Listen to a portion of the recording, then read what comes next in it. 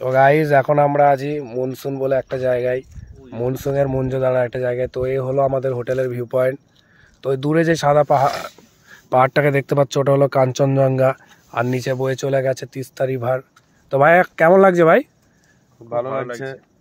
তাই খুব ভালো জায়গা। তো এই হলো আমাদের হোটেলের ভিউ পয়েন্ট। দূরের পাহাড় মনে হয় পাহাড়ের কোনো শেষ হয় না, যতই দূরে চোখ যায় শুধু পাহাড় আর পাহাড়। আর নিচে তার নিজের গতিতে বয়ে চলেছে আমাদের দার্জিলিং গ্যাংটকের প্রিয় নদী তিস্তা। তো হলো তিস্তা নদী।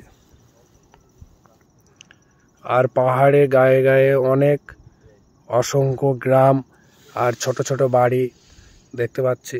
আর সূর্য মামা প্রচণ্ড ছাটা দিচ্ছে। এই হলো আমাদের হোটেলের নিচের পাহাড়টা।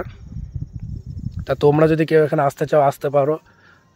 এটা হলো দার্জিলিং থেকে মনসুন বলে একটা জায়গায়, মঞ্জুদরা বলে একটা গ্রামে এই ভিউ পয়েন্টটা আছে। তবে ভিউ পয়েন্টটা টোটালি দেখিয়ে দিচ্ছি, প্রথম থেকে দেখে নাও।